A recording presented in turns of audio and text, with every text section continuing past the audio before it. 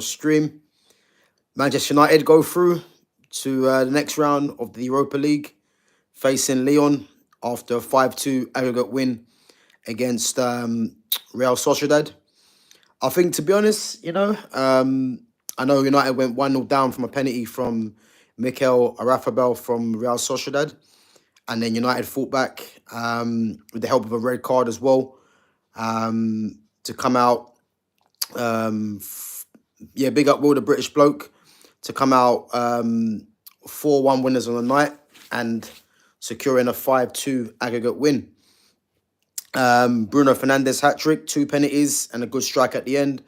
And Diogo Dalot getting the 4th goal, making it a Portuguese night, let's be honest, And for me personally, not really much to take out from the game, I think, again, people will be getting, very excited, obviously, at the result. Real Sociedad are a very poor team, and against Lyon, I believe United will have more of a test against Lyon, but first things first, United getting the job done in the end, obviously with the help of the red card, and I think it's safe to say that it's a good night, but I think we have to keep this in check because, as I said, that wasn't a great Real Sociedad team. They're returning Martin Zubimendi.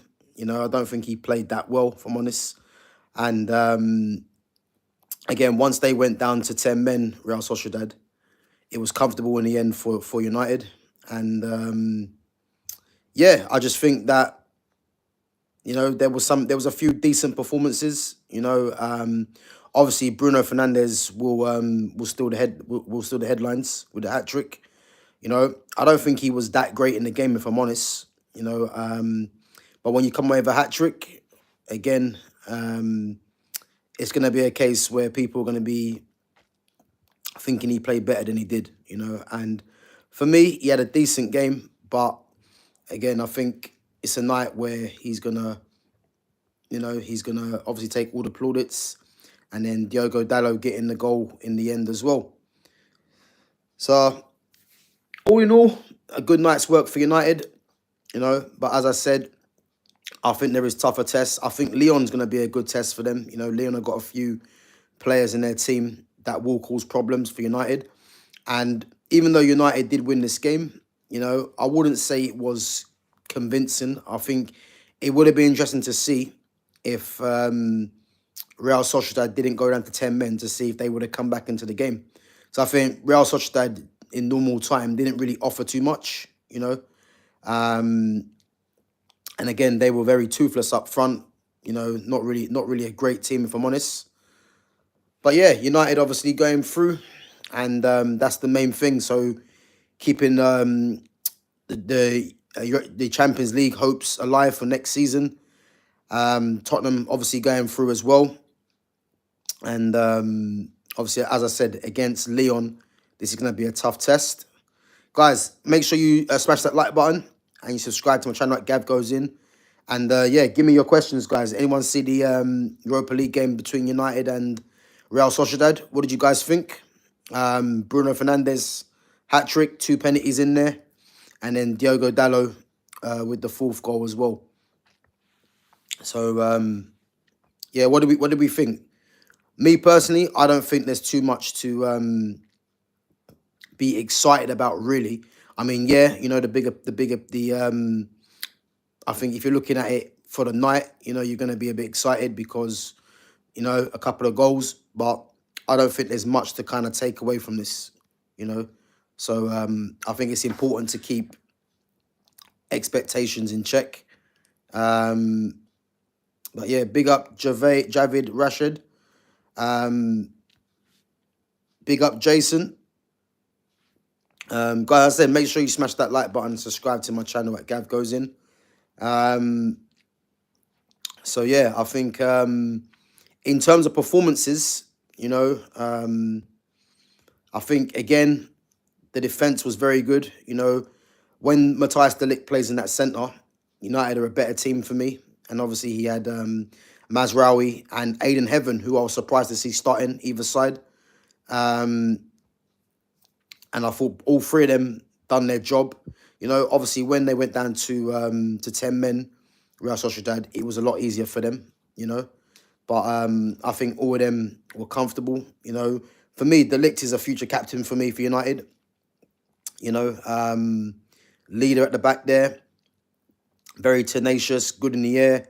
You know, he's got a bit of pace about him as well, you know, and most importantly, I think he's reliable, you know, and with him in that defence, I don't think there's much to really to be concerned about when he's playing, you know, and that's massive for a team that is leaking goals.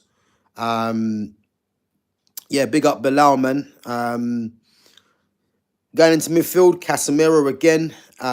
Great performance from Casemiro. You know, Casemiro has been getting his criticism, but to be honest with you, man, since he's come back into the team, you know, he's added a bit of know-how, a bit of experience in there, you know. Whether he stays on at the end of the season remains to be seen. I think he's going to move up and be moved on. But again, he's just showing his quality and his experience, what he brings to the team. Alongside him, Bruno Fernandes. Again, for me, Bruno didn't really have a great game. But again, when you're getting a hat-trick, you know, this is what everyone's going to talk about. You know, 2 penalties in there. And again, as we know, Bruno Fernandes from the penalty spot is lethal. You know, you always expect him to score from the penalty spot.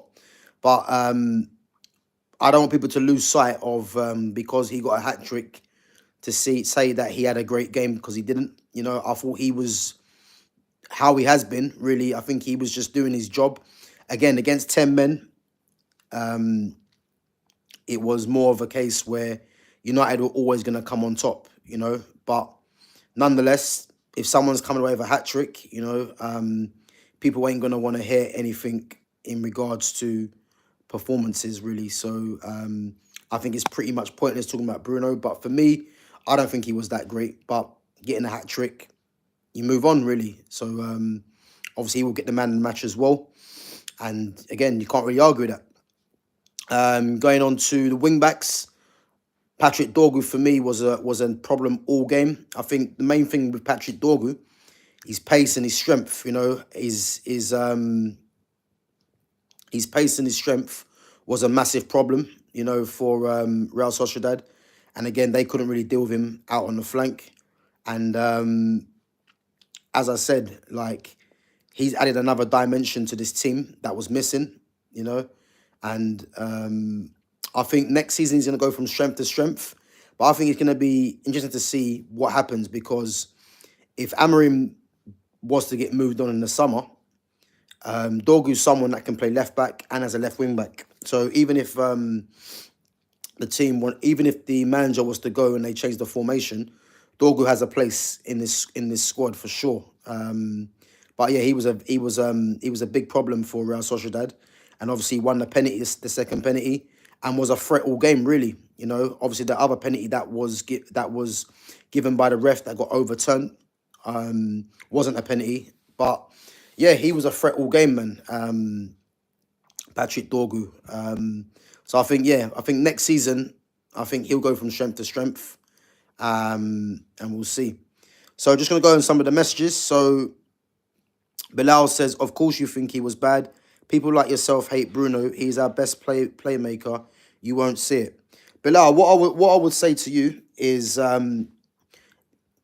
don't let your standards slip, because, you know, just like yourself and many other fans, you know, again, you're going to be reveling in the fact that Bruno got a hat-trick. And again, you're saying he's the best playmaker. Like, again, Man United are 14th in the league and have played shit all season. So if you're trying to big up Bruno Fernandes, like, that's up to you, man. But at the end of the day, Bruno plays every game, you know, and the majority of the games he plays, he hasn't been good, you know. And when he has been playing bad, where was you? That's what I would say, you know, because it's easy to come on here and start saying, I hate Bruno, but who told you I hate Bruno? I don't hate Bruno, you know. I just have standards. And the way Bruno Fernandes gets protected by this fan base, and the way he gets overhyped, you know, is unjust. And also you've mentioned as well, look at his stats this season and overall. Again, this is a problem because you're talking about stats rather than looking at an overall performance, you know? And this is where football's gone, you know? If we look at players like Andres Iniesta, Zinedine Zidane from years gone by, these guys average 5 goals a season. But there's no way you can come and tell me that Bruno Fernandes is a better player than both of them, you know? So when you're bringing stats to the table, it usually means the player ain't that good because someone like Bruno will get stats. He's on every corner, every free kick, every penalty. So if he wasn't getting stats, there'll be a problem. But what you have to look at is, and again, it's not all on Bruno, but look at how the team are performing consistently. Because if you've got him consistently in the team, he's got to take major criticism for that. You know, again, isolated performance tonight. He got a hat trick, albeit obviously both of them 2 goals were from the penalty spot. But if we're going to be looking at stats to prove an argument for a player, you've already lost for me because someone like Bruno Fernandes, he's always going to have stats, you know. But since he's been there, United haven't really won nothing of note apart from an FA Cup, you would say. But he's been there for 5 seasons, and United have been poor in all those seasons. Let's be honest. You know, and again, it's not all on Bruno Fernandes, but we got to get away from this looking at stats, you know, because as I said to you before, you know, some of the best players in the world never had stats, but we just knew how good they were. So, but yeah, no, big up for your comment, man. But as I said, man, I don't agree with it really. You know, as again, isolated incident with Bruno Fernandes tonight. He got the hat trick. You know, people are going to be obviously hyping it up and not wanting to listen to anything else. But it's important to put that to the side. Yeah, so obviously you're saying best chance creator. Again, do you know how chances are made? Because in this era of football now, because Bruno's on every set piece, if Bruno just tosses the ball into the area and a Man United player happens to get the head into the ball, that's counted as a chance creation. If Bruno's the best chance creator in at Man United, why is it the strikers are not scoring any goals? That's a question you have to ask yourself. What kind of chances is he creating? You know, because as I said to you before, because he's on every set piece, yeah, regardless of how bad the ball is, if a United player gets the head to the ball, that counts as a chance created. So these stats are not true. You know what I mean? They're way misguided. These stats, you know, if he's playing the ball through to strikers all the time, you know, through balls, then fair enough. But ask yourself this question: Why is it United? United strikers are not really scoring any goals if you've got the best chance creator in the team. That's a question you got to ask yourself, you know. And as I said, man, you know, I'm not going to change my thoughts on Bruno Fernandes, you know. I'm not changing my thoughts on Bruno Fernandes. At the end of the day, for me, he still needs to be moved on in the summer, if possible. And United need to go in a different direction, you know, regardless of the hat-trick today. So Bilal says maybe our strikers are not very good. But again, that's not true because it can't all be the striker's fault, you know what I mean? Because and the day you just said that United have got the best. United have the best chance. Bruno Fernandes is the best chance creator, but then show me the chances where United strikers are getting chance after chance. It was the same thing when Martial was there. You know, obviously when Cristiano Ronaldo came into the club, you know, the goals dried up from elsewhere, and Ronaldo dominated. Ronaldo dominated the goal scoring. So it's not as easy to say that the strikers are not very good. I agree, Højlund's not good. You know, Joshua Zirkzee is good, but if you just look at strikers that United have had, if you're looking at strikers that United have had, their strikers don't get chance after chance. They don't. You know what I mean? But apparently United have the best chance creator in the league. People would say, you know. And again, I'm not asking you to change your mind, but You're telling me he's the best chance creator, but you're not answering my question as to say why United strikers are not scoring. You're just saying because they're not very good. And again, that isn't the argument. If you got the best chance creator, your strikers should be getting chances, which they're not. Big up reluctant gamer. Reluctant gamer says Fernandes is a good player. Again, he's a good player, but Man United need better than good players, and he's someone that's been at the club for a while now. He's been given the license to do what he wants, a free role. And again, he isn't that type of player, Bruno Fernandes. He's a number 8, I'd say he's a box-to-box number 8. But this club, for some reason, has given him the license to be whatever he wants, and people are just going to look at his stats and think, well, this is the reason why he gets the license. But I'll tell you again, look at Man United in terms of the positions they're finished, because Bruno's been at the helm for all of it, and he's the one player that's been the constant in this team, and he's the one player that's been a constant in the team. And you can see in terms of the attack has struggled, because again, when Bruno first come to the club, he was looked at by this fan base as the savior, and he was playing obviously as a number 10, but really and truly he was playing really as a fake striker, because he was vacating the midfield, to go and get numbers, and then when United were getting beaten games is because he was vacating his position. Yeah, big up Donovan Davis, man. Say for coming on. He was vacating his position and leaving the midfield light because he wanted to go and get numbers. But again, people didn't really see this because, again, they were starved at having someone like Jesse Lingard in there, and they wanted someone different. And as you can see now, Bruno in this system right now, he's better as a number 8. He is, but the problem is he has been given the license to do what he wants to the detriment of the team. And if you look at Solskjaer said to Bruno, just go and do what you've been doing at Sporting, which again, as a manager, that's poor, because you're coming to Man United, who's one of the biggest clubs in the world, and that shouldn't be the case. If you look at Ralph Rangnick, for instance, Ralph Rangnick didn't give him a free role.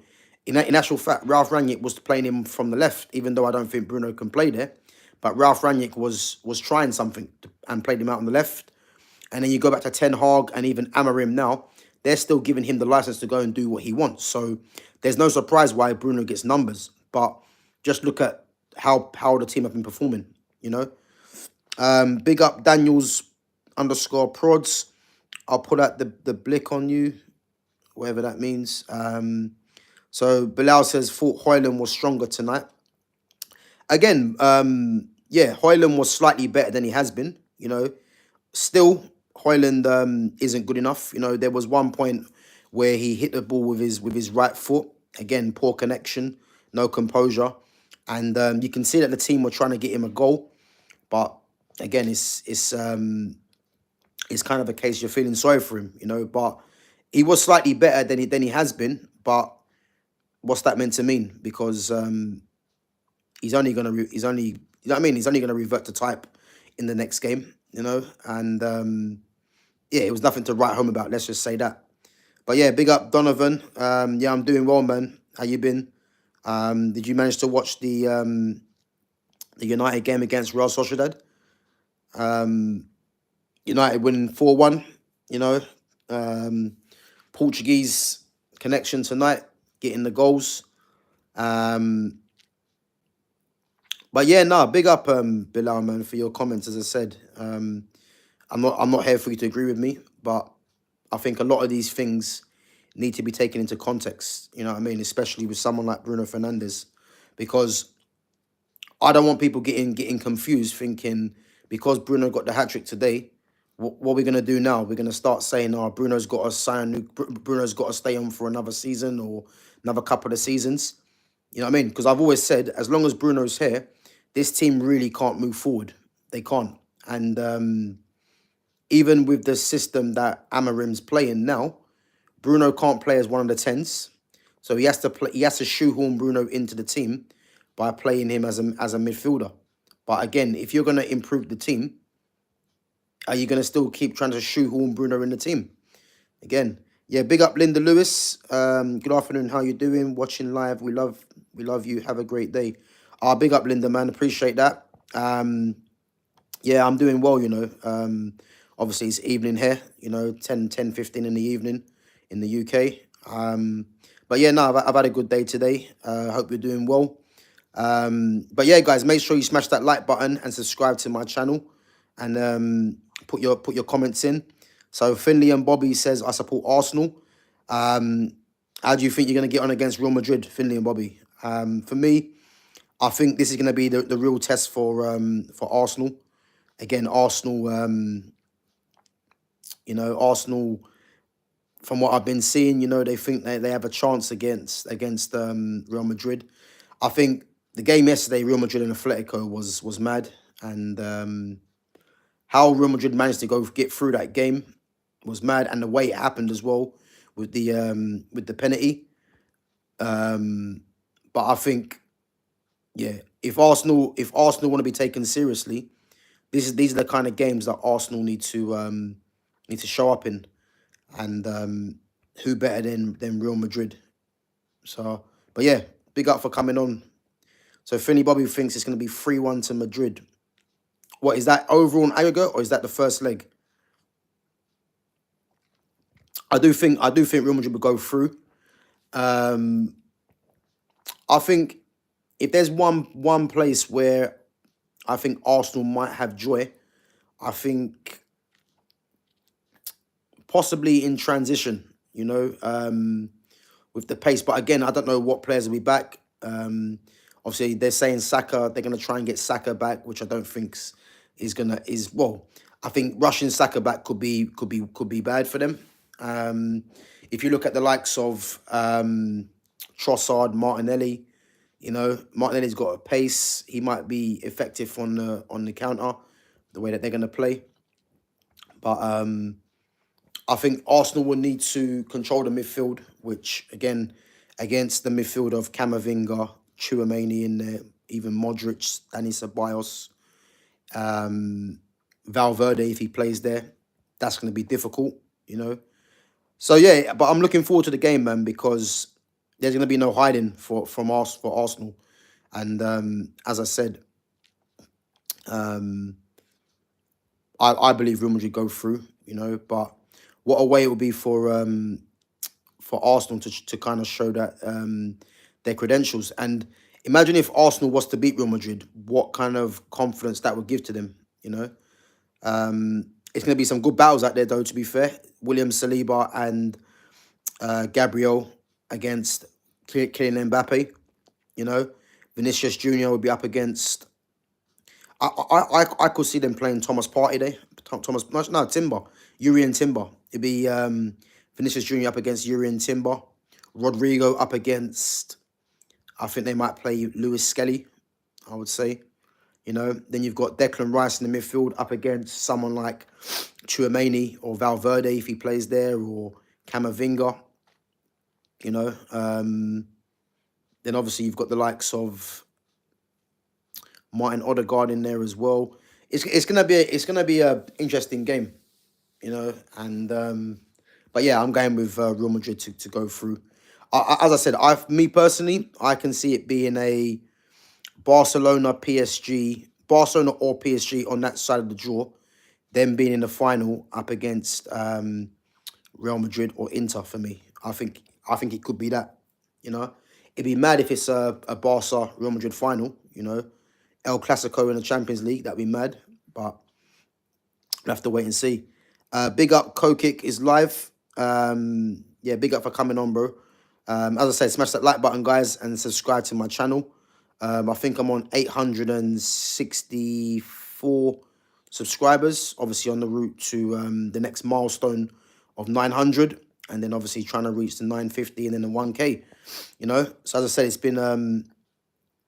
been growing slowly, but yeah, appreciate you guys. So Philly and Bobby says, I think Rashford is better at Aston Villa. Yeah, I think Rashford obviously is gone to Aston Villa, and it's a case where he's got things to prove now, you know what I mean? Because I think the security blanket that Rashford has had at Man United is well and truly gone now. And obviously Rashford's 27. He's got given a new. He's on a big contract at Man United, and obviously he's got a manager that has basically questioned him. So him going to Aston Villa, I don't believe he stays there either. I don't think. I think he either comes back to United if Amorim was to get moved on, let's say, or he probably goes elsewhere. But I think with someone like Unai Emery is the kind of manager that just lets his players play. I mean, look at what he's doing with someone like Morgan Rogers, who's a top player. And obviously Marco Asensio's just come in as well. And he's just letting them play. And obviously, if you're going into a different environment, you can tell the Aston Villa environment, they're all enjoying their football. They're all in good spirits as well. And obviously Rashford coming from United, who, again, is a bit of a negative club at the moment. You know what I mean? Obviously, that kind of environment for Rashford was probably good, him getting out of there. Even though I don't think he was good enough. And for me, Rashford should have been moved on years ago. But this fan base and this club just failed to make the right decisions. But I think at Aston Villa, he's probably been given the license to play a bit more free and play his game. Whereas at United, there was probably too much instruction, especially with Amorim. And I think with Unai Emery, Unai Emery's probably just trusting him, putting his arm around his shoulder and just letting him play. But as I said, he has been better at Villa. But yeah, he needs to be moved on anyway, But I was more confused at the fact that Amorim knew he wasn't going to be getting in any players, but still allowed the sanctions of Rashford, Tyrone Malacia, and who was the other player? And Anthony to go out on loan, which again is criminal, man. But yeah, he is doing better, But yeah, as I said, Man United going through to the next round. Man United going through to the next round against Lyon. I'll be looking forward to that game, watching Ryan Cherky, top player Ryan Cherky. Again, Ryan Cherky is the kind of talent that I want to see United sign. Players like that, they don't come around all the time. And I want to see him play up against United, really, and see what he's got to offer, because I would love United to sign Cherky in the summer. I don't see it happening, especially under this manager as well. But I think it's going to be a good test for United against Lyon in the next round, So Philly and Bobby says Ronaldo and Messi should retire. Yeah, they'll be going soon. I think with someone like Ronaldo, he's obviously trying to break that, is it the 1,000-goal barrier? So he'll probably try and go as long as he can until he gets that. For me, Messi's just enjoying football. He's won everything in the game. Arguably the greatest player of his generation. Arguably the greatest player of all time for me. Definitely in my top three, along with Ronaldinho and R9. But yeah, them guys will be hanging at the boots soon. But again, these two guys, Messi and Ronaldo, they're the reason for why this era is heavily influenced by stats, and as great as those two were, they've kind of ruined football in a sense, because people don't really care about performances no more. They just care about numbers, and the era that I'm from,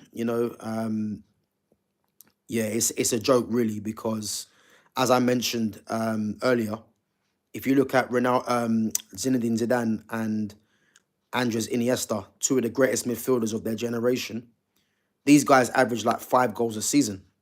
You know what I mean? But no one was talking about their stats, because we just knew how great they were. And this is why I think someone like Messi and Ronaldo, as great as they are, they've kind of destroyed football for the purists, really, because the purists like to just watch good performances, whereas people that, don't really understand football properly, they just care about the numbers, you know, and it's just ruined the game really, you know. But there's so many examples. Like I spoke about the other week, you know, Mo Salah and Eden Hazard. Mo Salah, in terms of numbers, is by far and away ahead of Eden Hazard. But no one can tell me Mo Salah is a better player, better footballer than Eden Hazard. Eden Hazard is one of the best players to play in the Premiership. I'd have him in my top three. I don't have Mo Salah in my top three. Mo Salah, in terms of numbers, that can be argued. But in terms of actual players, Hazard's in my top three. But people would put Salah ahead of Hazard because of numbers, and this is where football is now, which is unfortunate. So, so Finney and Bobby says it would be cool if they went back to their first club. Yeah, I mean, obviously Messi come from, I think it was Newell's Old Boys, and in Argentina, or was it Rosario Central? I think it's one of them two clubs, and obviously Ronaldo come from Sporting Lisbon. But I think I don't see that happening. I think with Ronaldo, once he's finished playing for Al Nassr, I think he might just hang up his boots there. Again, he's getting paid mad money out there, so I reckon he'll just try and break that 1,000-goal barrier, I believe, and then call it a day. And Messi, again, Messi's got I think, has he got ownership or something like that with Inter Miami? So he's just going to stay there for as long as he can and hang up his boots when he feels like it, really. I think that's the way it's going to go. But, yeah, for sure, man. Two of the greatest players of their generation, for sure. Two of the greatest players of all time. As I said, for me, Cristiano Ronaldo, in terms of footballers, is not in my top 10 in terms of pure footballers. But in terms of the career he's had, you know what I mean, he's up there. He's up there for sure, man. Like, not many players have had a better career than Cristiano Ronaldo. But if we're talking about pure football, yeah, for me, he's not in my top 10 for pure footballers. You know what I mean?